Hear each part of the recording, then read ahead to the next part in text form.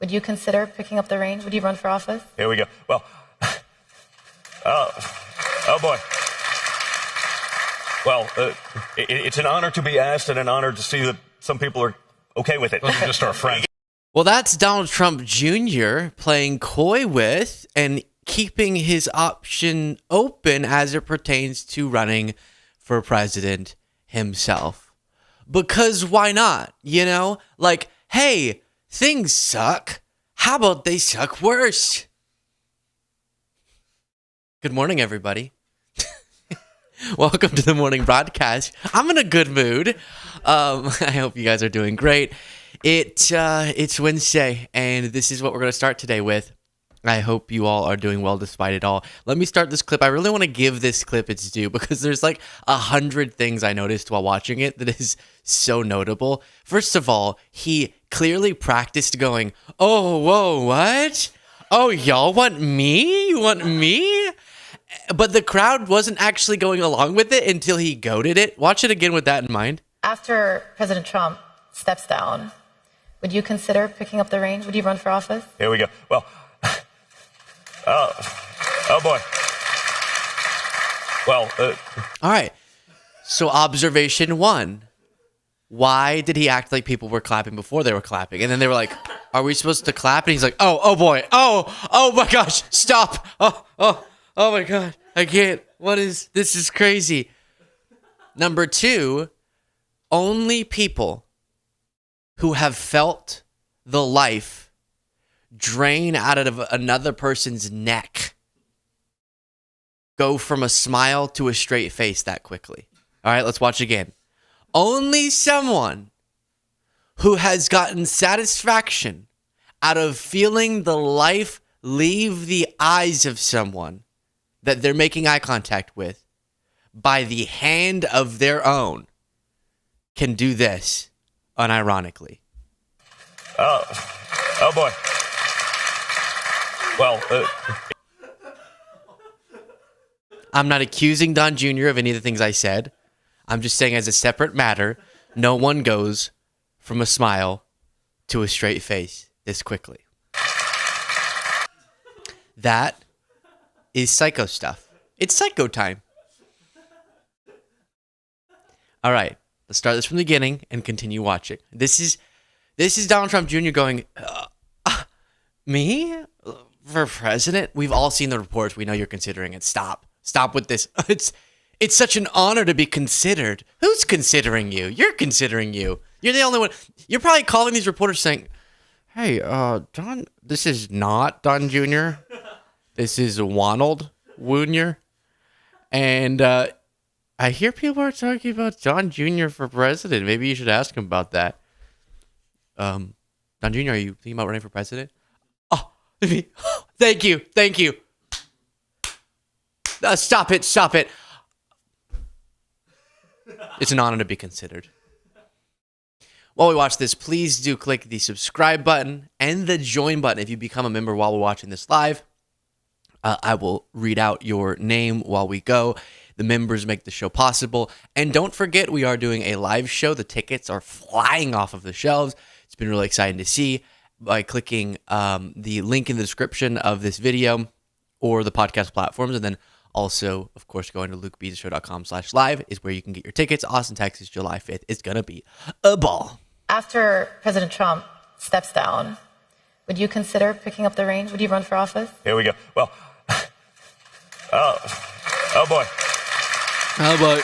Well, it's an honor to be asked and an honor to see that some people are okay with it. Those are just our friends. Yeah, in the front that's row, by probably the way, just a couple It's people like we know. the That must team. be- That's that- it. those There's are like the three tickets. people. We heard three. Thank you to the interview. We heard three people clap. Our friends. Yeah, in the front that's row, by probably the way, just a couple It's people like we know. the That must team. be- That's it. those There's are like the three tickets people we got. that- Yeah, that's it. Right. You never know.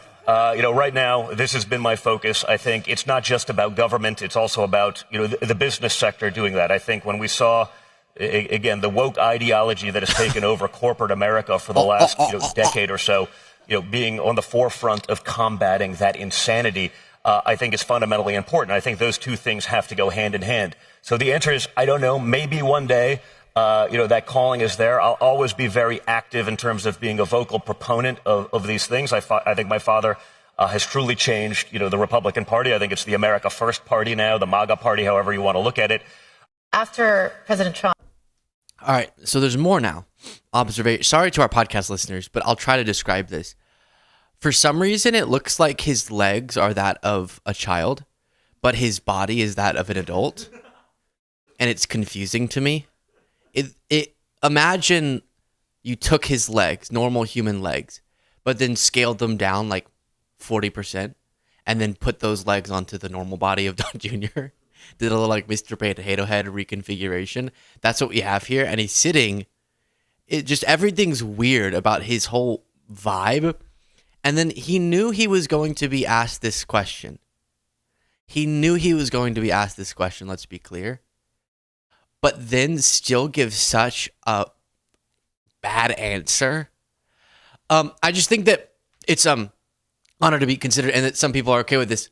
It's only 3 people. Yeah, okay. But so, and the woke ideology is bad, and so I think that we should do no woke, no go woke, go broke, and so no woke around here. A little bit of workshopping would have to be done. I think the whole "we're fighting woke" thing is done, right? Is that still a thing? When people lose their health care, is it still a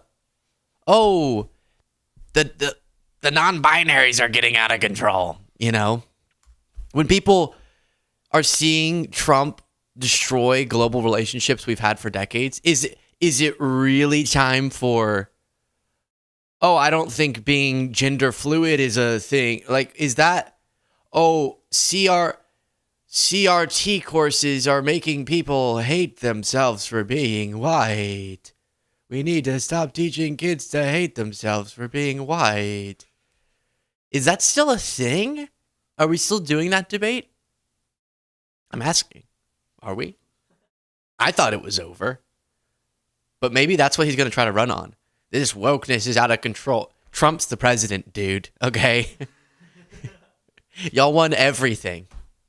Woke died. Okay? We're dead. Deceased. You got to run on something else. You would have to run on Trump seniors doing great stuff, and I don't know how that would go. Thank you so much to Adrian, my goodness, who sent 10 gifted memberships. Y'all, yummy, yummy, yummy in y'all's tummy. Y'all get free memberships. Let's see. Janae Joy became a member by clicking the join button on YouTube. Thank you so much.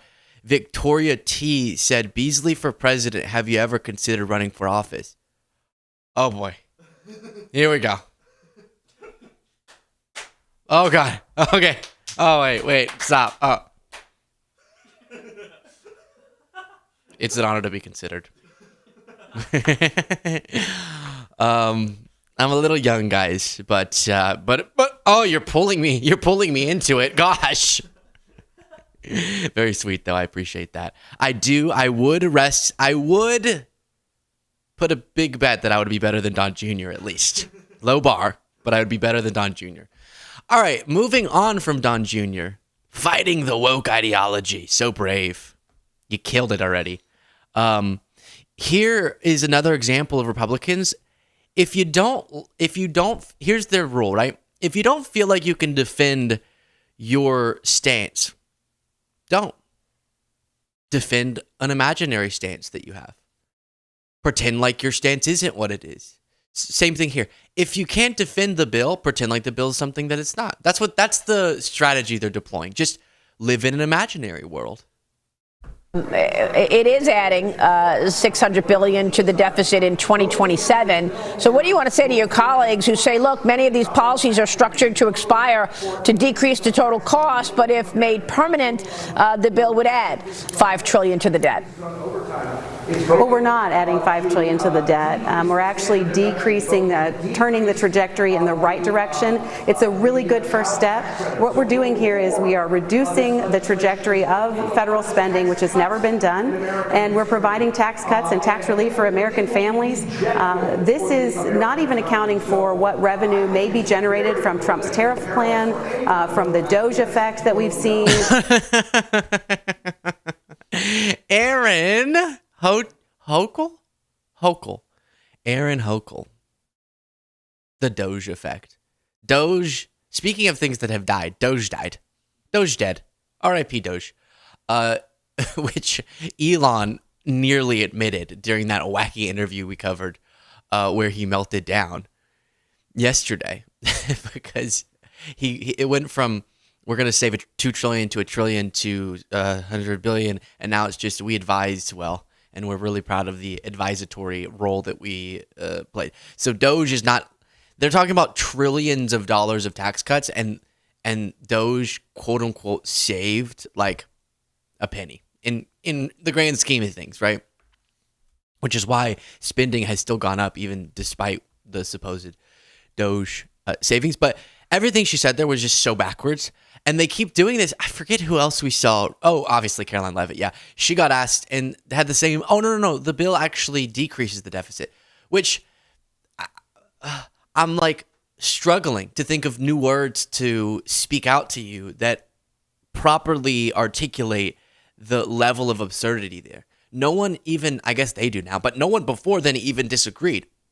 The CBO, independent analysts, Republican groups, Democratic groups, everyone analyzing the legislation come to the same conclusion. It would increase significantly the deficit, increase significantly the debt, anywhere between 3 and 5 trillion over the next decade.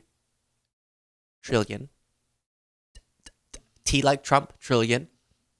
And they're saying it's going to decrease the debt? I just don't. How do you get to say that? I mean, you get to, but you seem absolutely ridiculous because even your Republican colleagues aren't making that argument. And then we got a new bombshell that's terrible. The Washington Post reports Trump and GOP's tax bill would force cuts to Medicare. What? CBO says some $500 billion in cuts to Medicare could be avoided if Congress instructs the White House Budget Office to disregard the reconciliation package's debt impact. But as of now, the mammoth tax and immigration bill would add so much to the national debt that it could force nearly $500 billion in cuts to Medicare beginning in 2026, Congress's nonpartisan bookkeeper reported late Tuesday. So we have Hochul over here arguing that it's going to decrease the debt. In reality, it adds so much to the debt that now it could force Medicare cuts, which is not what you do if you care about ever winning elections, frankly, because everyone would be against that. I think that may be the most unified stance Americans have is don't cut Medicare. Moving on from that, Jesse Waters is on one of his, you know how he says you can't lick a lollipop or men can't cross their legs, which by the way, if you're a man and you haven't yet experienced the joy and the pleasure of crossing your legs, you're missing out. It's like a little, I'm doing it right now. You can't even see, but I'm doing it right now. It's like a little hug for yourself with your legs. I like right now, I'm like, I was kind of anxious and now I'm hugging myself with my legs. And I feel better now. So he has that role. He has the you can't suck out of a straw like that. Too feminine. Pursing the lips, he says, is too feminine. And men can't do all the other things. Apparently they can cheat on their wives. But they can't do straws. Go away to prison, Jesse. You're asking me? You know everything. You know what I'm going to say. Nah, he probably won't. And that's fine. But real men do not take pictures of seashells and then when they get in trouble, blame their wives. Yeah. Real men don't tip off CNNs to get photos of them leaving for their Secret Service interview. Real men don't create fake drama to drum up book sales. And he wrote a book about, 2 women heroes saving New York City from right-wing extremists. Real men don't write books like that. Real men don't go on MSNBC under any circumstance. So true. It is a faculty lounge for feds, racists, and conspiracy theorists. Whoa. I'm with Greg. I think the guy's a fruitcake. Yeah. But that's not what Greg said. It's exactly what he said. He did say A fruit cake. What's a fruit cake? Could you take that down, Jaden? Fruit cake meaning slang. AI is not wanting to answer that question. Crazy or unusual person, a person to be eccentric or insane. Okay. Fruitcake. I thought the fruit had something to do with like being fruity, you know? But maybe not. But a lot of real men rules there. Deflating the tires of a staffer at Fox so that they'll ask you to take them home so that you can cheat with them on your wife. I guess that's good. That's real man stuff. That's good. But James Comey writing a book about women in New York City, where all the gays are, is not real men stuff. And MSNBC is a faculty lounge for feds, racists, and conspiracy theorists. Okay, then you have this on the arrest of LaMonica McIver, the Democratic congresswoman who got into some light pushing whenever the ICE agents tried to remove them from the ICE detention facility grounds, and then it was characterized as an all-out brawl despite there being video. Having margaritas with MS-13, and you're trying to bust out illegal alien rapists from prison, and you think... Not what she's trying to do. McIver for Congress. Let the rapists go. The public backs you? Trump survived lawfare because he had a lot of cash. Does McIver have money? Is she going to ask Democrat donors to pony up for her lawyers to fight federal charges? The donors are tapped out, Jessica. Hakeem's not going to pay for this. She is going to lose, and she's going to lose big. I bet you Democrats will donate to her because it's seen as a drastic, irrational response. Despite us being for law and order, it seems to be DHS trying to prove a point and trying to lock up a Democratic member of Congress, despite it being wildly mischaracterized what happened there. Like, they bull rushed into the facility, and then you get the footage, and the mayor was let in by a security and was just, very peacefully walking in there. Clean Beautiful Cole wrote, she might be fun to listen to her after she hung out with Don Jr. I would love to see her talk that BS fast and laugh uncontrollably. I gotta be honest, Clean Beautiful Cole, I've never understood a less something in my entire life. What? She might be fun to listen. Who? Fun to listen to her after she hung out with Don Jr. I must have missed something. I apologize, but thank you for the super chat. Nevertheless, it's interesting in that clip too. Jesse Waters says the reason why Trump was able to beat his lawfare was because he has money, but McIver doesn't have money. Almost accidentally admitting this is lawfare, which is kind of interesting. Okay, let's get on to something less political, but it's the relationship that has taken America by storm. All of our hearts are invested in this relationship now. Right? No, but it's getting so much press attention, so I do want to talk about it briefly. Bill Belichick, the now former NFL coach, Patriots coach, one of the best coaches as it goes in the history of the NFL, has all these Super Bowls and was there for the Tom Brady era and all these great things. He ended up falling in love with Jordan Hudson. Now, a little note is that Mr. Belichick is 73 and his girlfriend Jordan Hudson is 24. So there's a little cute age gap there that was interesting. But listen, it happens, right? And sometimes you would think, is Belichick, the original concern would be, is Belichick up to something that's no good? Is this appropriate? Even though it's all legal, of course, and that, but just, is it appropriate, that age gap? But, I don't know. Can't really meddle in other people's business in that way. But the story seems to be something very different. That it's Hudson who's in control and is making the most of this relationship. So there was a big New York Times expose on this, as I'm showing on screen.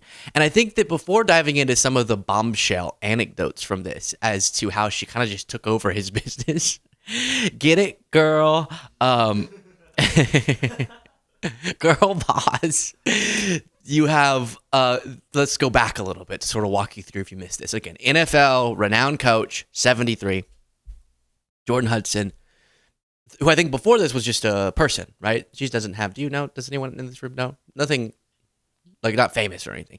Okay, so that kind of, they met each other on a flight, and then it blossomed from there.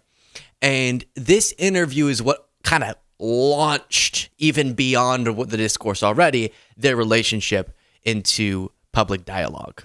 Make sure that that's the Jordan was a constant presence during our interview. You have Jordan right over there. Everybody in the world seems to be following this relationship. They've got an opinion about your private life. It's got nothing to do with them, but they're invested in it.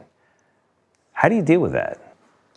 Never been too worried about what everybody else thinks. Just try to do what I feel like is best for me and what's right.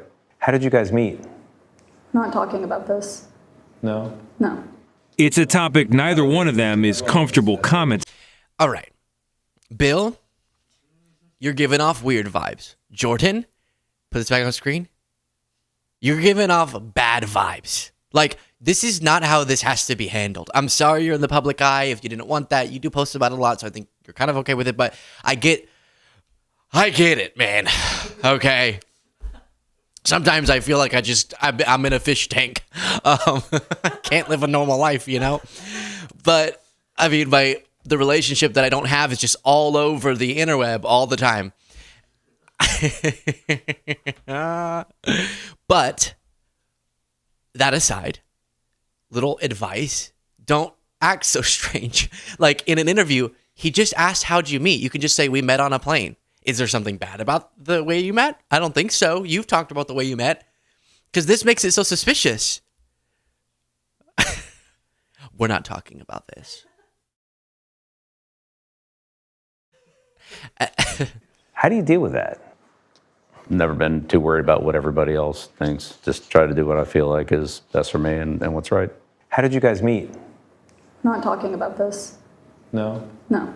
It's a topic neither one of them is comfortable commenting on, though Hudson has recently posted about it on Instagram. You joined InstaFace, as you put it. I love that. There's some great pictures.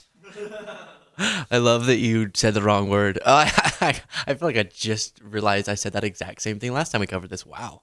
Deja vu. Pictures of you and Jordan, where you're a fisherman and she's a mermaid. It's charming. Thank you. It's a different side of you. What's the reaction been like? What's it been like? To have these different sort of photos. There's another one where you're doing, I know you're not into meditation or yoga or Pilates. You're balancing Jordan on your feet, and she's doing kind of the Why would you need to be into meditation to do that? Titanic pose. Yeah, so I'm on some of those social media platforms, but I honestly don't follow them. What he does follow isn't. This is weird in like 30 ways. What, Gene? The interviewer going, I know you're not into meditation, yoga, Pilates, working out, health, fitness, just anything. I know you don't eat vegetables, but this is a cute photo. It's like, huh? That's random. And how do you know that? Interviewer, you know a little bit too much about this guy's life. Which apparently he doesn't want on full display, but he does want parts of his chest. I mean, what is this? I don't get it. It's okay. He's embracing his young era. Younger girlfriend, ripped shirts. It's fun. Don't follow them. What he does follow isn't clicks or views, but touchdowns and above all, wins. Nice You segue. do seem like you're having a lot more fun these days than you were in other chapters of your life, let's say. I enjoy football. I enjoy the whole process of it. It's hard to win, and it's hard to beat other good coaches, good teams. I appreciate the grind. I appreciate the competition. But coaching's fun, and honestly, I feel like I haven't worked a day in my life. Aw. How can he be so good at coaching, which takes a lot of knowledge, right? And so bad at explaining why he likes coaching. I like coaching because... Sorry. I like coaching because it's fun. And I like that the other team is trying to win. And... Stop! And and we're trying to win. And so but only one of us is gonna win. And it's really fun whenever it's me who's the one who, at the end of the game, gets more touchdowns, because at the end of the day, it's all about touchdowns.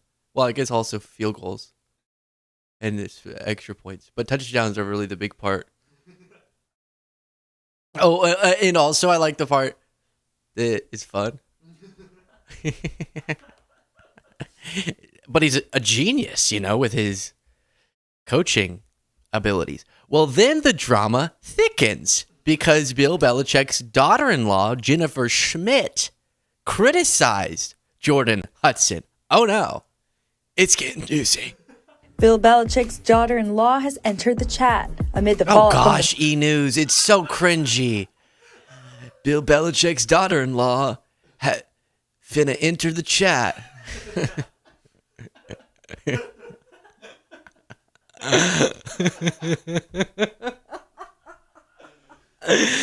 Oh my gosh.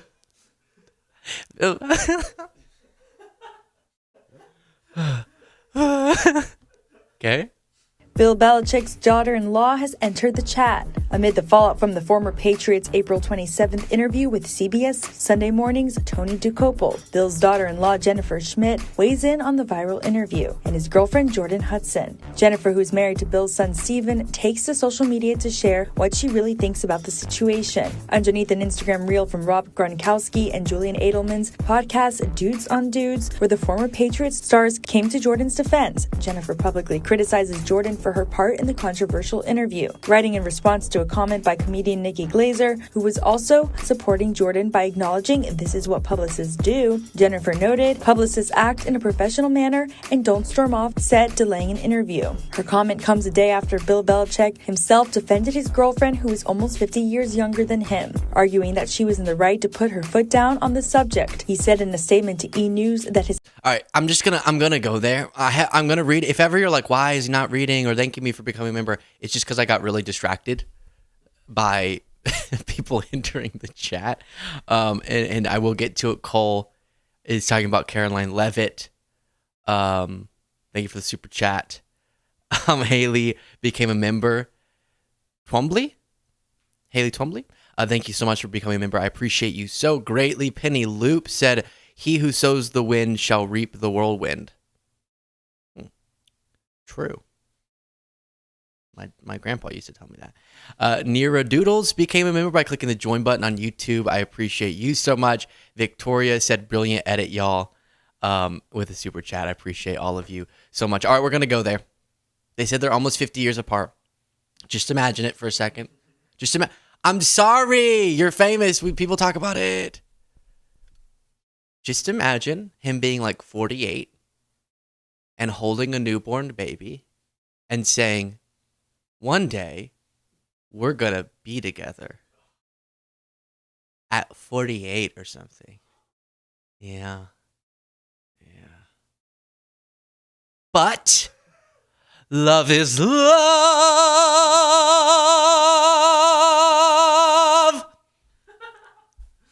All right, you can take that down. And we're going to keep charging forward. He then did another interview and wasn't any more comfortable. And we haven't even gotten to the New York Times expose. Oh no, we're spending so much time on this. It's fun though. Come on. Just lean into the drama, other people's relationships. So here's Bill Belichick on, I think this is Good Morning America. And he is asked again about this topic. You couldn't hear anything, and putting 30 seconds on a 40-second clock instead of 40, so the offense had to operate quicker. I wish I'd known that secret a long time ago. Plenty of football fans as well as non-football fans want to hear about his 24-year-old girlfriend, Jordan Hudson. A lot has been made also in the professional life, but also your personal life, because it's spilled over into your professional life in a lot of ways, and a lot has been made about your relationship with Jordan Hudson. It's been getting a lot of attention. Yeah, but she's been terrific, through the whole process, and she's been very helpful to me. I acknowledged her in the book. She was very helpful on that with the tribute pages, and also giving a perspective of the book from kind of a business side. Sometimes I get a little football technical, and so she did a good job of keeping me on balance there. So what did? Yeah, I don't know what any of that means, but this is the defense of kind of her strange omnipresence in her. Again, this is their business. I don't really care at all. It's just garnering a lot of attention. So I think it's fun to talk about as we're experiencing.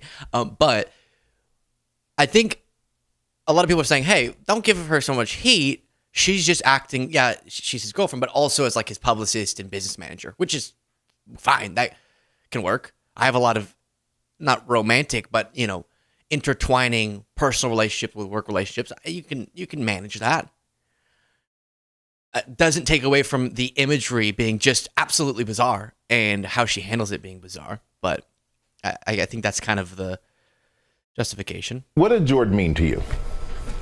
Well, we have good personal relationship, and I'm not talking about personal relationships, Michael. You know that. There's been a media firestorm since the football coach's personal relationship went viral. With this moment on CBS Sunday Morning. How did you guys meet? Not talking about this. No? No. Stephen A. Smith weighing in on the dynamic. We certainly don't want to see someone with you telling folks we're not answering those questions. Their nearly 50-year age gap even becoming late-night TV show fodder. They met at a daddy-daughter dance. What? I mean, no. They met on the swing set. Sir, this order will make it socially acceptable for a man in his 70s to date a 24-year-old. That's right. We're calling it the Belichick law.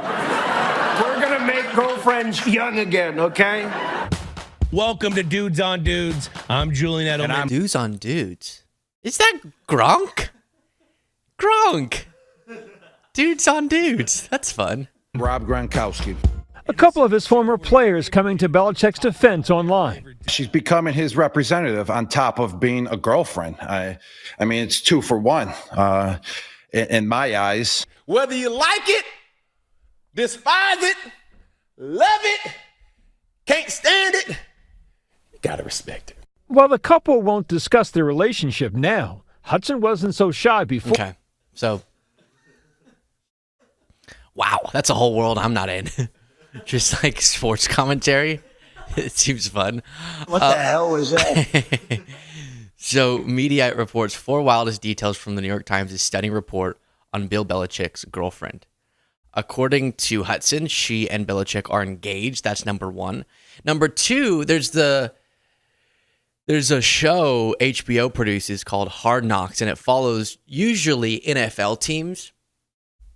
And it is interesting seeing them get ready for the season and all that. But this time they were going to follow, for the first time, a college team, because now Belichick's going to coach the University of North Carolina's football team. And they had everything put together. The deal was there. And they were going to start following. They were about to announce and start producing HBO's Hard Knocks, but for UNC, following Belichick. And then it fell through because of this. This winter, producers at NFL Films decided that a new season of its sports docuseries, what I already said, but days before they were set to announce the series, Miss Hudson demanded she be granted content approval and partial ownership of the show, according to a person familiar with the deal who spoke on the condition of anonymity. And then NFL Films pulled the plug because of that. Then Hudson has started copywriting or trademarking phrases of Belichick's that are already trademarked by the Patriots.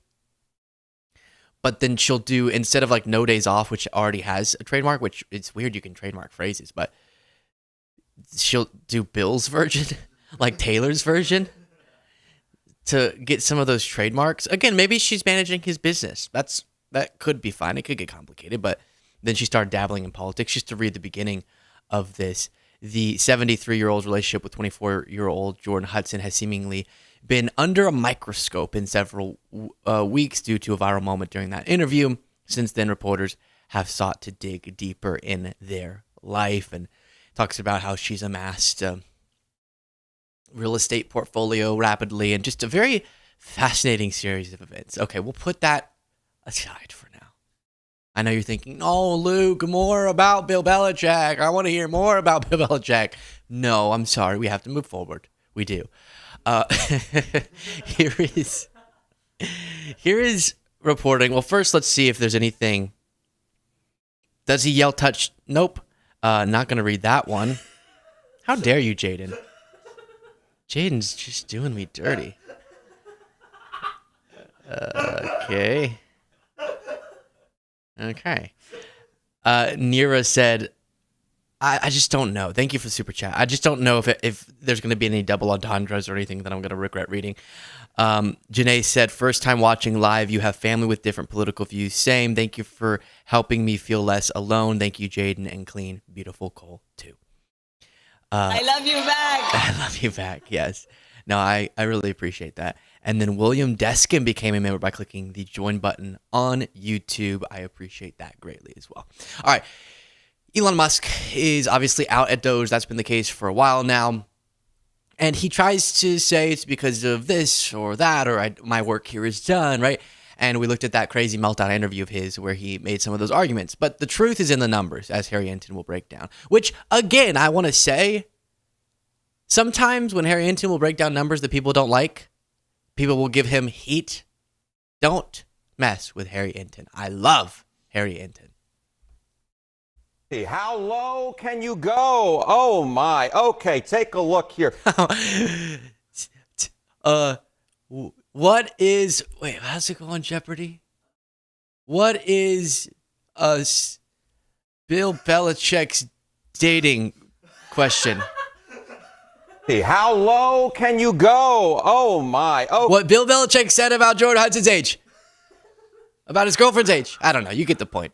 A joke about how young she is. That's the point. Okay. Okay, take a look here. Elon Musk net favorability rating. Look at this shift. Back in 2017, before he really started this politics thing, he was at plus 24 points. Look at where he is now. Whoa, he fell through the floor. Minus 19 points. Among Democrats, the fall was even more dramatic. We're talking about going from plus 35 points on net favorability rating. That is quite a popular guy among Democrats to get this. Now down to minus 91 points. You can't really go lower than that. I guess you could go down to minus 100 points, but he became political kryptonite. He was greatly disliked by the American public and greatly, greatly, greatly disliked by Democrats. And obviously we saw that in Wisconsin when, of course, he spent all that money and then the liberal won that Supreme Court race. Yes. How has that plummet of popularity impacted the brand? Yeah, exactly right. So this is Elon Musk individually. How about Tesla? Okay, let's take a look. The net favorability rating.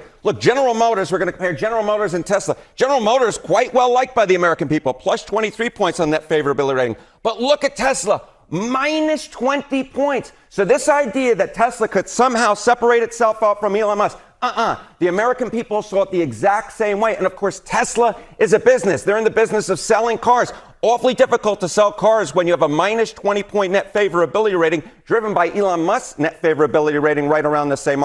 That right there that you're seeing on screen, that is why Elon had to leave. That is why Tesla is suffering. It's not because of the things that I've denounced, like property damage, violence. That is why. It's because it's become politically toxic because of Elon Musk.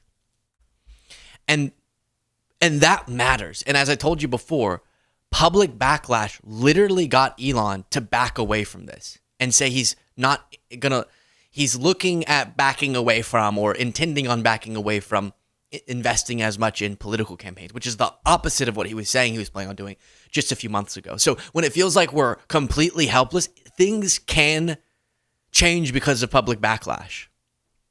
And that is hopeful. Speaking of backlash, Alex Jones continues to be fed up with, we talked about on yesterday's show, Epstein. Jerry Epstein, as Republican Senator John Kennedy called him. Name 3 things that don't hang them. Or, it was ornaments, Christmas ornaments, drywall, and Jerry Epstein. Name 3 things that don't hang themselves. Why he called him Jerry really weirded me out. But that was yesterday. Today is today, if you can imagine. And today, there is MAGA rage at the same interview. Dan Bongino, Kosh Patel, the FBI director, and the deputy FBI director. And there's MAGA rage over the fact that they said, no, there's not a big conspiracy with the Trump assassination attempts. They were just extreme, deranged people who tried to kill Trump, which is terrible. But that's it. It's not a deep state conspiracy. And even the MAGA FBI leader said that. MAGA's not happy. Kash is not kidding. We've been personally briefed extensively on every single. Someone, Cole, said, can you play the I Love Tesla soundbite? I love Tesla. Yeah, we don't love Tesla. I love Tesla. I love Tesla. Victoria said, I ship Harry and Luke. Harry who? Inton. Oh. You ship us. Harry? I got an open finger, Harry. Detail, nugget, tendril of this case. One is actively in court right now, so out of respect for the case, it's probably more appropriate that I stay quiet on that. However, I'm not going to tell people what they want to hear. I'm going to tell you the truth, and whether you like it or not is up to you. If there was a big explosive there, right? Given my history as a Secret Service agent and my personal friendship as a director does with the president, give me one logical, sensible reason we would not have. If you can think of one, there isn't. There in some of these cases, the there you're looking for is not there. And I know people, I get it. I understand. It's not there. If it was there, we would have told you. Trump former spokesperson Liz Harrington slams FBI Director Dan Bonino for downplaying Trump Butler assassination. I'm sorry. The investigation into J13 is closed. Who were you briefed by? The people who came in? Now, you might be confused. This is production value. What they do is they put an overhead camera so you can see the papers on his desk. So that sort of like you can be Alex Jones for a second and like you're looking at the same papers he is. You could do what every other person ever does and just cut to a computer that shows her tweet, but no. He prints it out and then shows you video of the paper so that we can skip the middleman of just showing you the tweet itself. Do you know what I mean? Hosed down the crime scene, cremated the body, stonewalled congressional investigations, and lawyered up the family? There is a there because we know nothing about Crooks or who he was talking to. If this is true, they need to come out with everything they know about why and how a 20-year-old pulled that off. You have there like 10 minutes on the roof. Everybody, gun, nothing's done. The former FBI director just called for another hit on. All right, quick pause there because now he's about to go into something else. How do I say this? We do know. That doesn't work because they keep saying it. We do know about Thomas Crooks. We do know. You just don't like what we know. Now, the second guy who was in the golf course, that guy was more ideologically at that point in time anti-Trump politically, right? So you have the case that you jump to the conclusion of, and that ended up being the case. He hated Trump. Now, he had been kind of all over the place politically, but he did hate Trump, and he was kind of going in that direction. So you could say he's a radicalized left-wing adjacent ideology. Fine. I think the reason y'all hate Thomas Crooks as the actor, the figure at issue here is because it doesn't seem he was motivated by left-wing ideology. Now, regardless, what he did was terrible, and it's terrible. But instead, like one example is he was searching names of different, like where was Biden going to be? Where was Trump going to be? And seemingly was just looking for someone prominent in the political system to go after, and then Trump showed up near him, and that's what happened. And is that why they always say we don't know anything about him? We know about his family. We know where he lived. We know about his hobbies. We know what he searched beforehand. How is that not knowing things? I don't get what they mean by that. I think it's just they don't like what we know. And there's some people that I actually sort of kind of respect on the right who sometimes give good takes, but they still do this same, it's been this long and we still don't know anything about Thomas Crooks. We know everything. We got students in his former high school who talked about how he was in high school. We know the exact step-by-step process he took to prepare to shoot at Trump. And then he ended up killing somebody. The deranged person that he was ended up killing somebody because of this goal. And the question I guess you have is, how did he get that far? Good question. Security failures. Insane that happened. Terrible. Make sure that never happens again, right? All those things, but that doesn't mean we don't know. We know exactly almost everything relevant about him. But then they go, no, but we don't know anything because we don't know who directed him. You can't just jump to that conclusion, though. No, well, we won't say that we know enough about Thomas until we find out which Democrat or which intelligence agency directed him.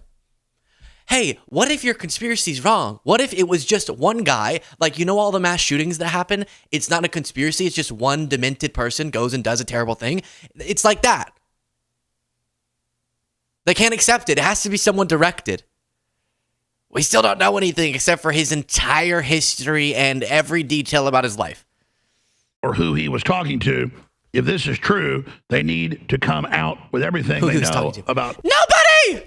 What if that's the answer? Just nobody. He was talking to nobody. He was a loner. He was out on an island, and he was mentally deranged. That happens in the world. You know that, right? Like, this is the weird thing. They, in their world, there is never a thing that just happens. There's never just the way that it went was the way that it went. Is it really logical to believe that every single notable political event, all of them were actually choreographed by the CIA? Really? Really? That actually makes sense in your brain? Different CIA leadership, different CIA staff, but they're always doing the same thing, and they're always messing it up too, apparently. And we've never gotten someone on their deathbed who said, you know what, like we find out the real conspiracies that have happened, they'll be exposed because people later on have guilt and they blurt it out.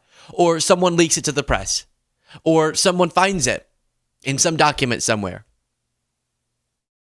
Or someone gets drunk with a hooker and tells her.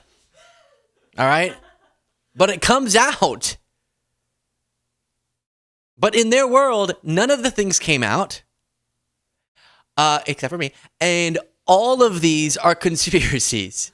And nothing happened the way that it happened. It always had to be the CIA. You know the CIA isn't that powerful, right?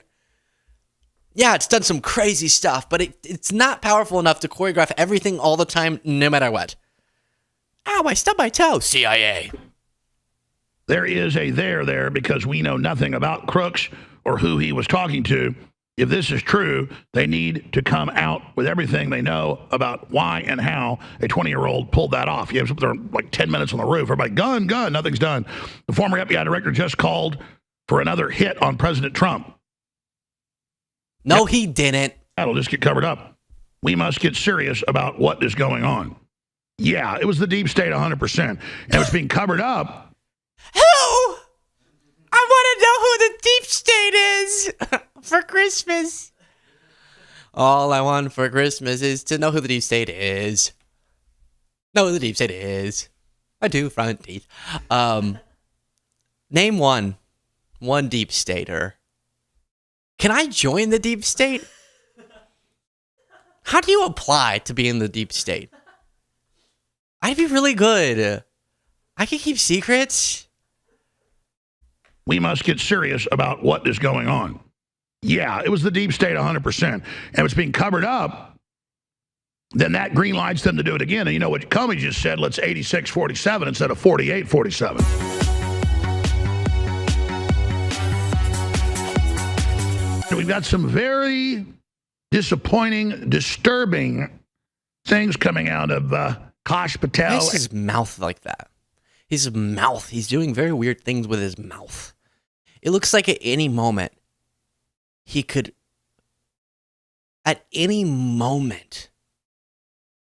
bite off a door of a car. Like the entire door. And Dan Bonino. And again, everybody knows I'm not the guy that jumps the gun on criticizing people in the Trump administration. I don't want to do it. I don't want to believe it. And I think the jury's out on some things here. Certainly not on RFK Jr. Delivering, unbelievably, incredible. Thank you, Jesus. Tulsi Gabbard, unbelievable. Thank you, Jesus. So many others. Amazing. Elon Musk, incredible. After Kosh and Bonino. Kosh? Oh. Came out and said, oh, we've seen the files. You haven't, but, yes, Epstein killed himself for sure. When that's total BS. Take an hour to go over all the evidence. Coroner said his neck was broken in 3 spots. I mean, give me a break. Cameras all turn off. On and on and on. We went over all that yesterday, by the way. if you're interested. After that, now, we've shut the case on the Butler assassination. The supposed shooter acted alone. And if you know the MO and the facts on that, he was in a safe house, totally clean, with no utensils, everything wiped. Both the parents are in behavioral psychology modification, mind control. He's in black. No, I don't even think I should keep playing this because I'm not prepared even to go into all that. Oh, gosh.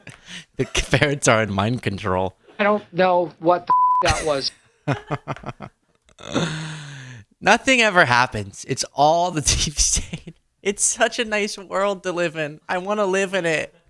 Where just nothing ever has to be the fault of bad. Like, it sucks to know that people who look normal, who sound normal, and who act mostly normal can seemingly randomly go try to kill somebody. That's really a psychological phenomenon that someone would want their legacy or this diluted perception of their meaning to come from taking someone else's life. And you have to contend with that as an adult when you see stories of mass shootings. You also contend with the fact that we're not doing enough to prevent stuff like that. But just on the human level, learning that you can have people say, my cousin was totally normal and a nice person, and then they went on and killed a bunch of people. And coming to terms with that as a thing that can happen in the world is one of the reasons that I think we all find children, their innocence, to be uplifting, is because they don't know that, right? They don't have to know those things. And as you age, you learn more just dark, complicated things, and you kind of envy that childlike naivete, that childlike innocence, where you haven't yet thought about why would someone randomly go kill a bunch of people or try to kill Trump or whatever. And so it's almost like, to prevent full-grown adults from having to process those complex and really dark truths about the world, you can just come up with a deep state conspiracy that answers all of your questions, which is there's just one group that's doing bad stuff because they're bad. They're just bad. They're the bad boys. They're bad. And so then every time something happens, it's the bad boys. Like the QAnon thing. Does real human trafficking go on? Yes. And understanding that is more difficult and speaks worse of humans than just, no, the people I already don't like are just purely evil, and those people are doing all this stuff. And I really think that's what this comes down to.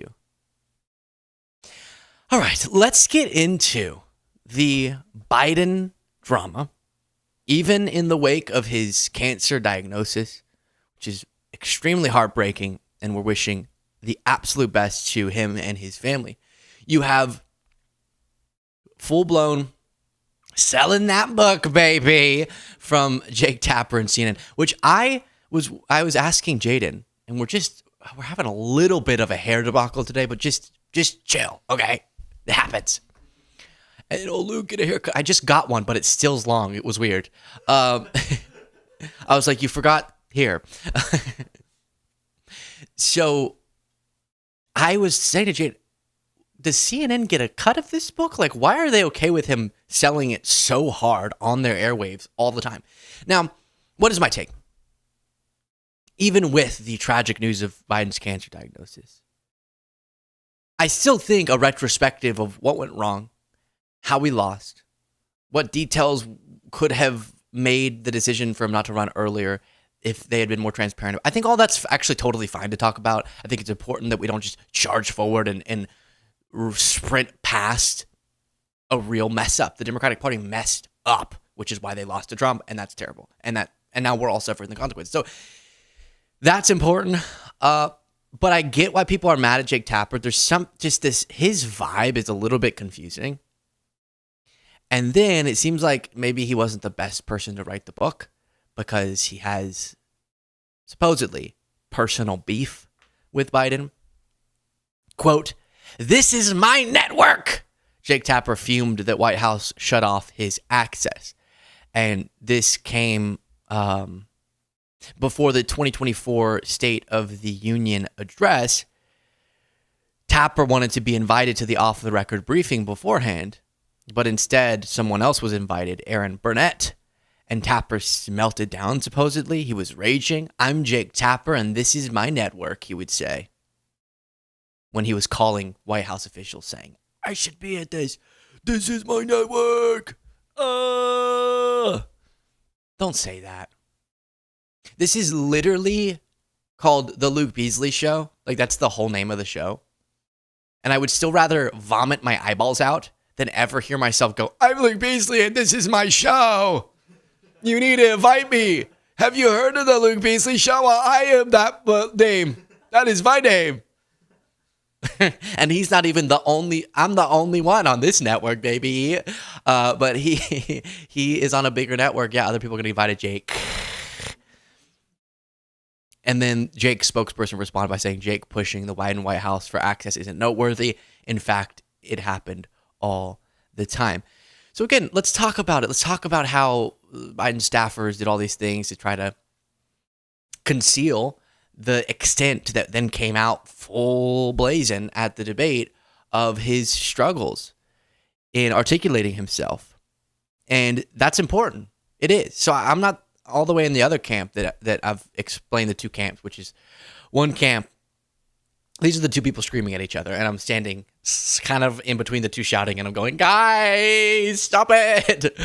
So this camp over here is saying, we shouldn't talk at all about any issues with the end of Biden's term and decline and what contributed to a weaker Democratic Party.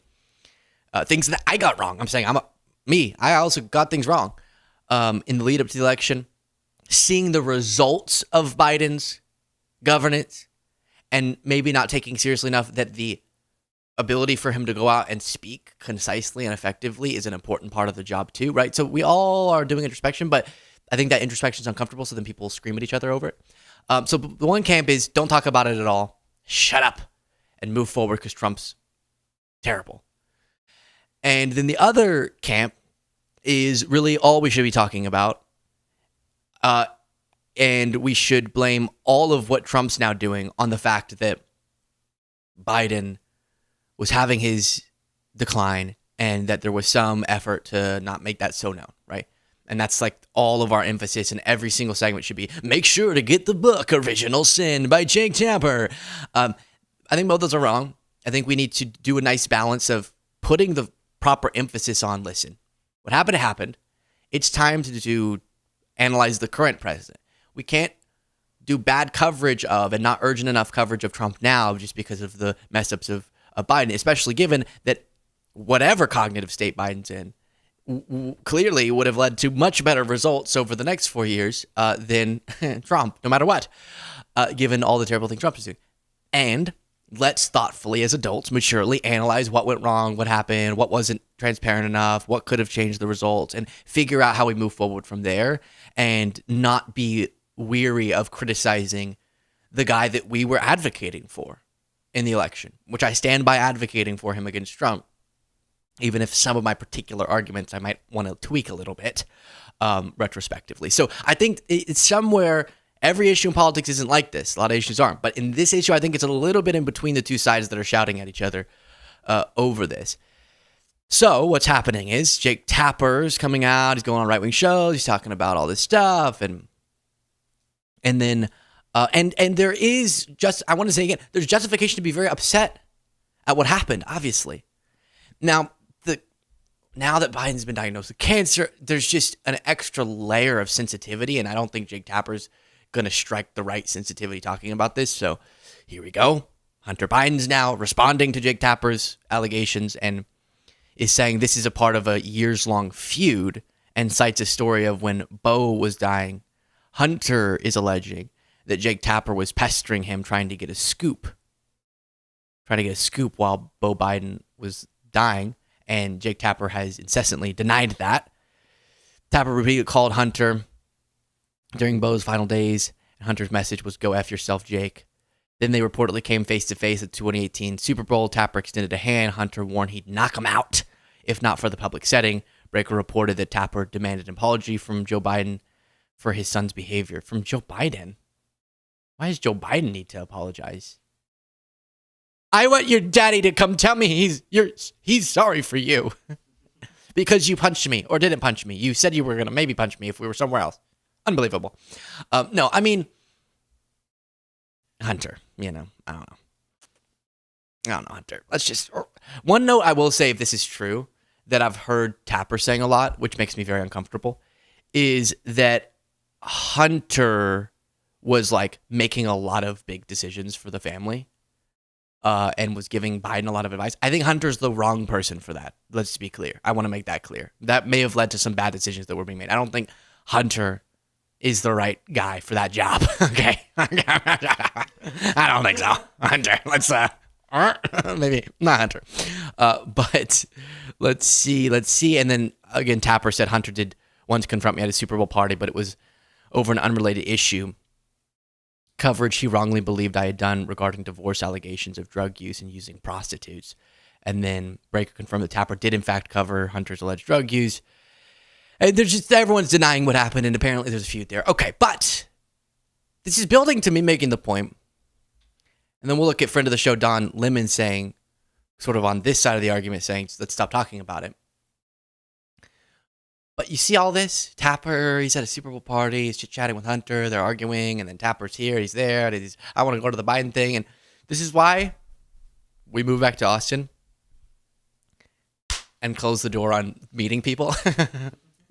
Because I felt it was just weird. I just want to be able to talk about what's going on and not be thinking, ooh, am I personally pissed at this person for doing this to me and they didn't invite me there, and oh, that person's really nice to me, so now that they did something bad, I need to soften my criticism. Meeting all those people, because during the campaign year, we were meeting a lot of people. Ooh, bougie. And I was a commodity, baby. And it was weird already. I was like, I'm talking to people that then I'm going to go talk about on my show. And I'd rather just be not doing that, at least for now. So that's why you haven't seen appearing on the show as many people, because sometimes that leads to personal relationships and it's just weird. And I think it can, even if you don't know it, subconsciously alter your coverage. I want my coverage to be as accurate as humanly possible. And I think personal relationships can kind of mess that up. So that is, because you see it playing out here. I don't doubt that Tapper might have personal animus toward the Bidens because of some personal stuff that has nothing to do with what he's uncovering for the book. But here's Don Lemon's take again, friend of the show. Speaking of people who I've rubbed elbows with. I am so sick of all of this Joe Biden consternation. What Joe Biden did or didn't do, what reporters did or didn't do. It is, look, no shade to anybody. The country has moved on. Joe Biden has moved on. There is a person in the White House now who is tweeting at 3 a.m. about Taylor Swift and Beyonce, who is crashing the economy, who is crashing the stock market, who is ruining people's lives. And people who are not qualified to be in the positions that he nominated them for or he has picked them for. And yet we are concerned about Joe Biden, who's not in the office. And then reporters are saying, oh my gosh, reporters fell down on the job. No, not all reporters fell down on the job, because in the time where it was appropriate, even before people were discussing it or they were afraid to discuss it, there were some of us who were in the news media, who were in corporate. Yeah, sorry. I agree with a lot of what he's saying. Again, I don't think it's don't talk about it at all. We need to learn from the past to be informed for the future. Yes. But that's what's difficult to articulate my stance on this, because there's so many elements of it. It's complicated, it's stretchy, it's different, it's funky, it's weird. So like everything I said previously stands, but then you also have this other feeling that'll come out, which was sparked by something he said, which is you can, like, Tapper can say he thinks the media didn't do a good enough job, but this whole no one was talking about it thing, what? It's not true. I know that's the case because I was shouting about how it felt like every panel on CNN was talking about his age. And I was saying, that's fine to talk about, obviously, but there's also other important things too to talk about, like are we ever going to mention his policy record too? Like both, do both, right? So people were talking about it. And so I don't like that notion. Now, if you say it wasn't good enough how they were talking about it, fine. But the whole no one wanted to talk about Biden's age and how that could impact, decline. That's just not factual. Everyone was. Do you remember the whole he was on drugs thing? He was on drugs. And everyone was, well, could he have been on drugs? And I was saying, obviously he wasn't on drugs, but maybe he just had a good night. And that all came from that same question that everyone was debating. So that's upsetting. And also the Democratic Party didn't want you to know or didn't. There's some of that true, but also they ended up kicking Biden off the ticket. Like, clearly they were concerned too. Now, he got elected in 2020, and then he was doing a pretty solid job as president. So you understand why they weren't going to just like kick him, boom, if he was so adamant about running again. But that's an uncomfortable position to be put in. Is he the right guy? And then and then the debate exposes, all right, this is definitely code red. And then literally his vice president runs instead. So like, yeah, they took it seriously enough to, now that debacle that it happening so late led to a weakened Democratic Party, which is a part of what we should assess and be critical of. And I'm upset that the Democratic Party effed it up so badly. But there was an understanding that it was bad because they literally booted him off the ticket months before the election. Now, he stepped off voluntarily, but there was a lot of pressure and stuff. And so if there's just so much that so many people are getting wrong on this. So every time I see another Biden story, I'm actually interested in because I'm not like the other people who just want to go, look forward. I want to understand what happened and what was going on behind the scenes and all of that. But I'm weary of some of these people delivering the stories because all of them are so bad at giving a take. It's hard being the only one who has the correct take. Do you know how lonely that is? When on so many things, I'm the only right person. No, I'm totally kidding. Lots of people are getting it right, but a lot of people aren't, and that can be upsetting. All right, that is where I'll leave it for today. I appreciate you all so much. Let me see if there's anything else that I need to read. There is, of course, because y'all are amazing. Here you have Victoria saying, I was thinking your hair looks good today. Oh, thank you. You like me a little bit more scrappy.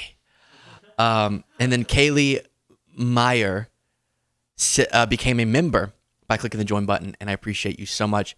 Welcome to the Beastlians, as some people are calling it. I appreciate you. You make the show possible. All of you, thank you for joining us today. I will talk to you next time.